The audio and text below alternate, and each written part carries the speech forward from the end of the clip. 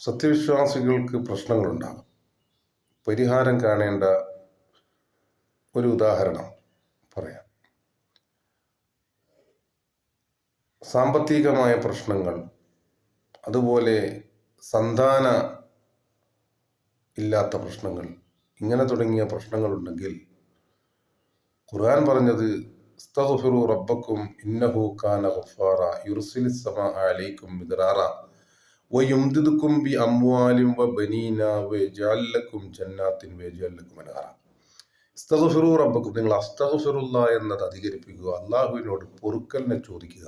എന്നാൽ നിങ്ങൾക്ക് സമ്പത്ത് വർദ്ധിക്കും, സന്താനങ്ങൾ വർദ്ധിക്കും, നിങ്ങൾക്ക് അല്ലാഹു തആല നല്ല ഐശ്വര്യങ്ങൾ തരുമെന്ന് ഖുർആനിലൂടെ പറയുകയാണ്. അപ്പം നമ്മളുടെ തെറ്റുകുറ്റങ്ങൾ കാരണത്താലായിരിക്കും നമ്മൾക്ക് ഐശ്വര്യമോ സമ്പത്തിലോ സന്താനങ്ങളോ തടഞ്ഞു വെക്കപ്പെട്ടിട്ടുണ്ടാവും. ഇത് ധാരാളമായി വർദ്ധിപ്പിച്ച്